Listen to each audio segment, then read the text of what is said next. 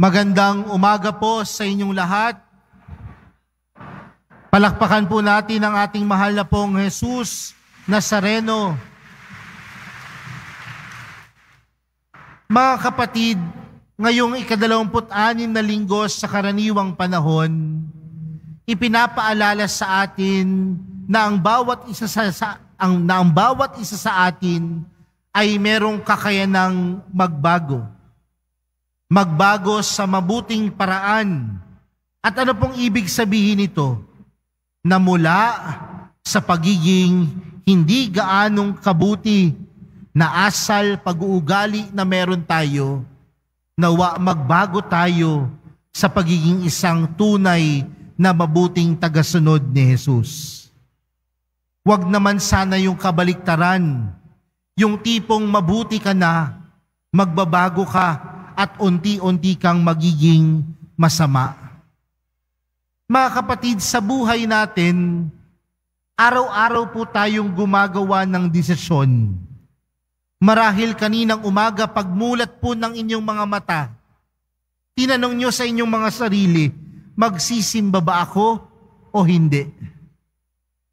Makulimlim ang panahon, masarap matulog, araw ng linggo, araw ng pamamahinga, masarap na lamang magpahinga sa bahay. Sa bawat araw, gumagawa tayo ng desisyon. Pero tingnan natin mga kapatid, na minsan yung mga bagay na inoohan natin sa ating buhay, yaan yung mga bagay na tinuturing nating mahalaga sa ating buhay. Pansinin po ninyo, kung meron pong isang taong nag-imbita sa inyo at sinabi, tara, kumain tayo sa labas. Kapag importante yung tao na yon, dali-dali kang magsasabi ng, sige, tara na, ngayon na. Pero kung ang nag-imbita sa'yo, hindi ganun kahalaga, di ba ang dami nating palusot? Ayaw pa nga natin siyang masaktan eh. Kaya gumagawa na lang tayo ng palusot. Ganon din sa mga desisyon na ginagawa natin sa buhay. Yung mga madalas nating oohan, yan ang mga bagay na pinahahalagahan natin. Yung mga bagay na hinihindian natin, yan din minsan yung mga bagay na hindi natin nakikitang ganoon kaimportante sa ating buhay. Kaya nga, di ba ho ang mga mag-asawa? Ano ang sabi ng mag-asawa nung sila ay kinasal? Opo, no? Nangangako po ako. Nandoon yung pagtugon. Dahil yung kanyang asawa, tinuturing niyang mahalaga. Mga kapatid, bakit ko sinisimulan sa ganitong pamaraan ang ating pagninilay sa umagang ito?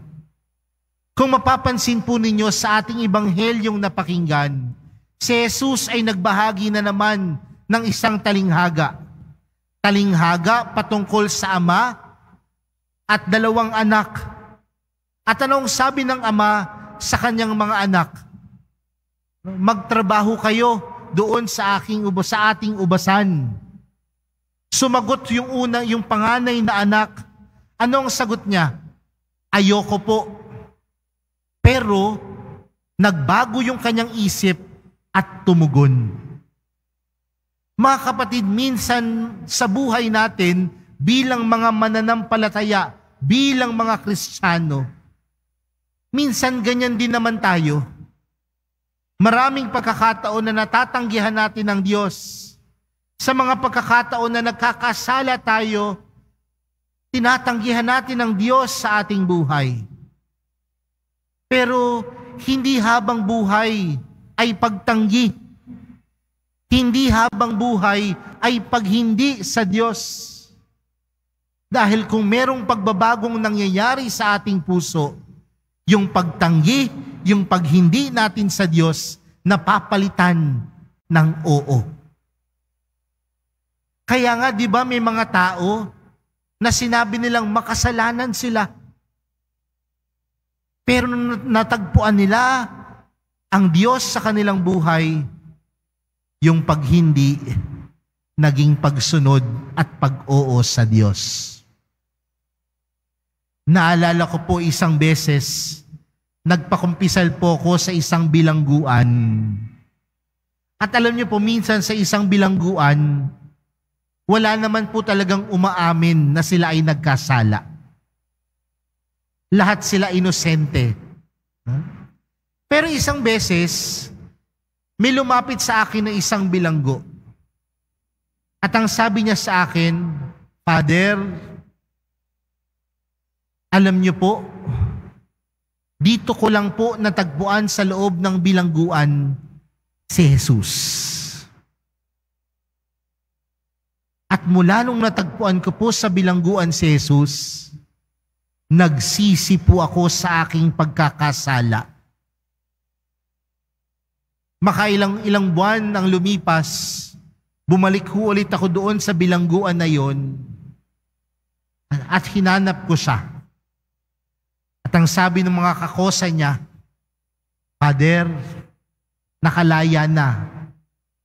Sabi nga po nila, nagsiserve na daw po sa simbahan. Sabi nga po nila, nagbago daw po ng buhay.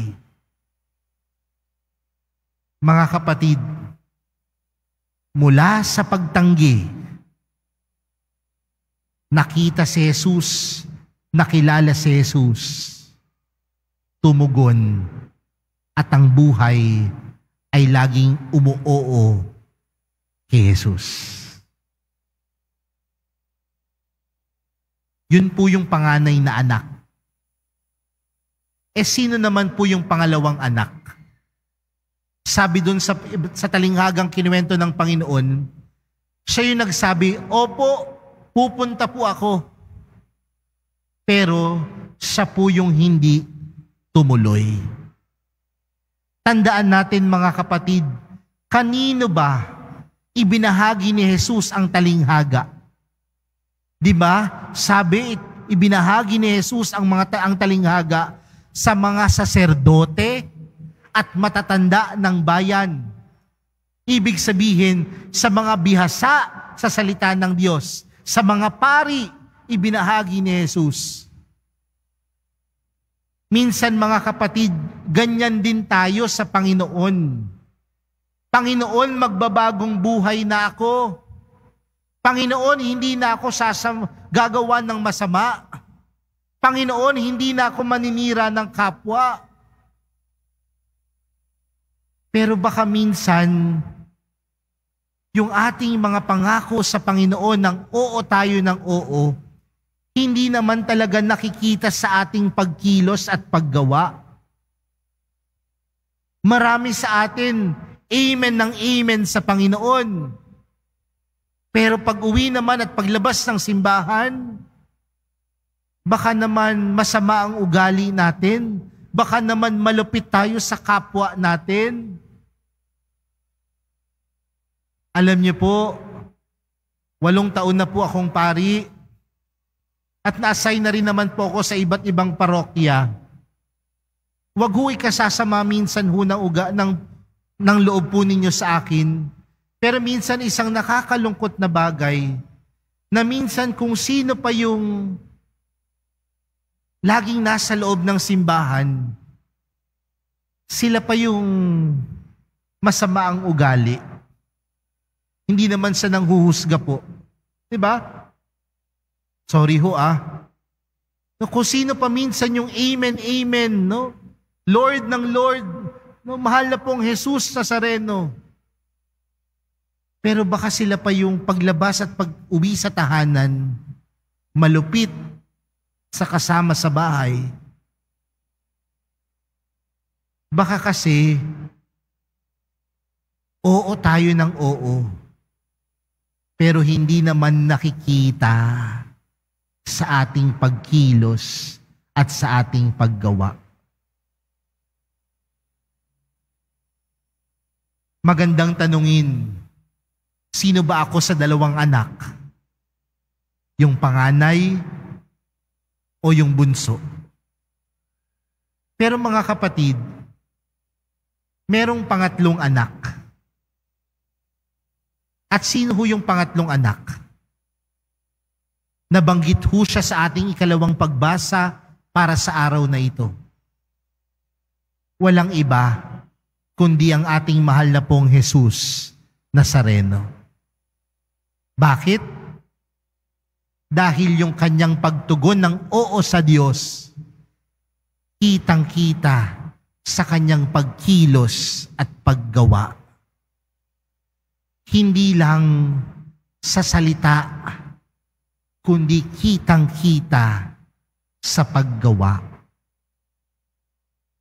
Mga kapatid, nawa ang buhay natin ay maging kagaya ng mahal na pong Jesus Nazareno. Tumutugon ng oo sa Diyos at sa ating pagkilos at paggawa, patuloy tayong tumutugon dahil gumagawa tayo ng mabuti at nagmumula sa pag-ibig kagaya ni Jesus. Mga kapatid, nawa ang pagtugon natin ng oo sa Diyos makita sa ating paggawa, sa ating pagkilos. Huwag lang tayong salita ng salita, pero hindi naman natin napakikita sa gawa. Ipanalangin natin mga kapatid sa misang ito, sa tulong ng mahal na pong Jesus Nazareno, maging kagaya nawa tayo niya, na laging tumutugon, hindi lamang sa salita, kundi sa ating paggawa araw-araw. Amen.